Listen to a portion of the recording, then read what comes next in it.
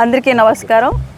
ఈరోజు మరి ఇచ్చాపురం నియోజకవర్గంలోని కవిటి సిహెచ్సికి సందర్శించడం జరిగింది. మరి ఇక్కడికి వచ్చి ఇక్కడ హాస్పిటల్లో ఎంతమంది వైద్యులు ఉన్నారు, మరి ఇక్కడ స్టాఫ్ ప్యాటర్న్ ఏంటి, ఇక్కడ సఫిషియెంట్గా అన్ని వసతులు జరుగుతున్నాయా లేదా, మరి వాళ్ళకి ఏమన్నా జీతాలు వాళ్ళకి ఏమన్నా పెంచారా లేదా అన్న దీని మీద ఈరోజు మేము ఇక్కడ రావడం జరిగింది. అందరి సమాచారం న్యూస్ ఛానల్కి స్వాగతం. ఇచ్చాపురం నియోజకవర్గం వైసీపీ ఇన్ఛార్జ్ జిల్లా పరిషత్ చైర్పర్సన్ పిరియా విజయసాయిరాజ్ గారు కవిటి ప్రజల సమస్యలపై గట్టిగా స్పందించారు. కవిటి ప్రాంతంలో కిడ్నీ వ్యాధులు విపరీతంగా పెరిగిపోతున్నా సరైన వైద్య సదుపాయాలు లేకపోవడాన్ని ఆయన తీవ్రంగా ఎండగట్టారు.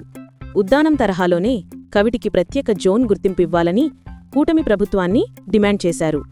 వైద్యుల కొరత, డాక్టర్ల అలవెన్స్ సమస్యలు, కిడ్నీ రోగులు పడుతున్న ఇబ్బందులపై విజయసాయిరాజ్ గారు ఆగ్రహం వ్యక్తం చేస్తూ ప్రజల కోసం పోరాడతానని స్పష్టం చేశారు.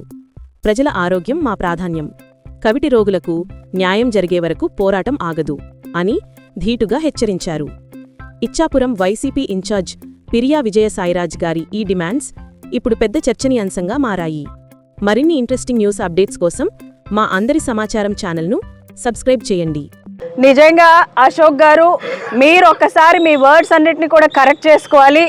ఎందుకంటే జగన్మోహన్ రెడ్డి గారి హయాంలో దీన్ని స్పెషల్ హెల్త్ జోన్గా ఆయన కన్సిడర్ చేసి ఇక్కడ క్రానిక్ కిడ్నీ పేషెంట్స్ ఉన్నారని చెప్పి వాళ్ళందరికీ మెరుగైన వైద్యం ఇస్తూ దీన్ని రూట్ కాజ్ లెవెల్ వాటర్ అని చెప్పి 800 కోట్లతో ఉద్దాన వాటర్ ప్రాజెక్ట్ని వాటర్ సర్ఫేస్ హిరమండలం నుంచి గ్రావిటీ ద్వారా మొత్తం ఇచ్చాపురం మండలంలోని ఎక్కడైతే డయాలసిస్ పేషెంట్స్ ఉన్నారో, క్రానిక్ కిడ్నీ పేషెంట్స్ ఉన్నారో ఆ మండలాలన్నిటికి కూడా ఇవ్వడం జరిగింది, ఇంటింటికి ఇవ్వడం జరిగింది.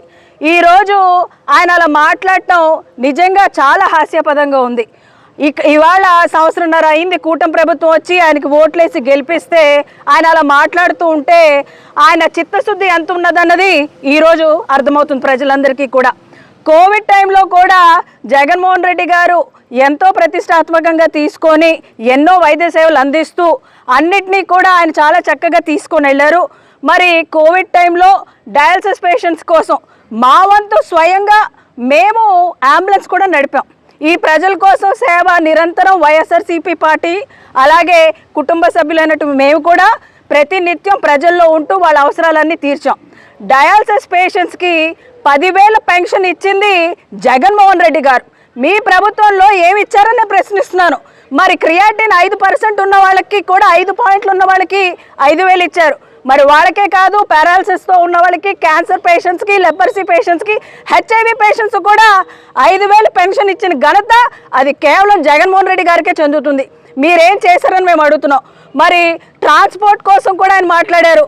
ఆ రోజుల్లో మరి 108 వాహనాలు డయాలసిస్ చేయించుకొని వెళ్ళలేని పరిస్థితుల్లో మరి అంబులెన్స్ తీసుకెళ్ళడం జరిగింది. మరి విలేజ్ హెల్త్ సెంటర్స్ అని చెప్పి ప్రతి ఊరికి 104 ప్రతి నెలలో 2 సార్లు వెళ్ళి చేయడం జరిగింది. ప్రతి ఏఎన్ఎంకి వాళ్ళు కిట్స్ ఇచ్చేవారు. ఏంటి అంటే రోజుకి 5 శాంపిల్స్ తీసుకొని నిజంగా వాళ్ళకి క్రియాటిన్ ఎంత ఉంది అని మా హయాంలో మా ప్రభుత్వంలో చేయడం జరిగింది.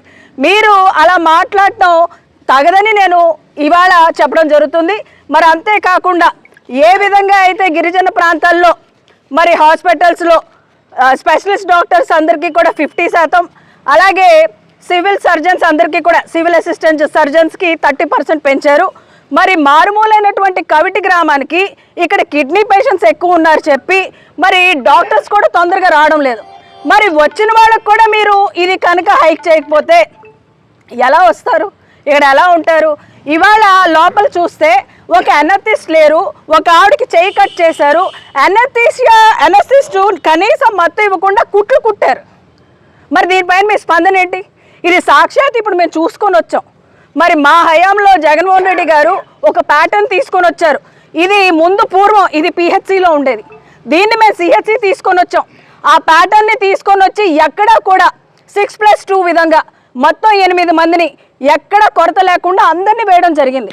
ఈరోజు డాక్టర్స్ కొరత ఉన్నారు, ఎక్కడ చూస్తే వాళ్ళు టైంకి రారు, అందుబాటులో లేరు. ఒక గైనకాలజిస్ట్ లేరు, ఒక నెఫ్రాలజిస్టు నెలకి 2 సార్లు వస్తారు, వచ్చి తూతూ మాత్రంగా వచ్చి వెళ్ళిపోతారు. మరి మిగిలిన టైము ఇక్కడ ఉన్న బడుగు బలహీన వర్గాల వాళ్ళు ఎక్కడికి వెళ్తారు, ఏం చేస్తారు? ఈరోజు కూటమి ప్రభుత్వానికి మేము ప్రశ్నిస్తున్నాం. నిజంగా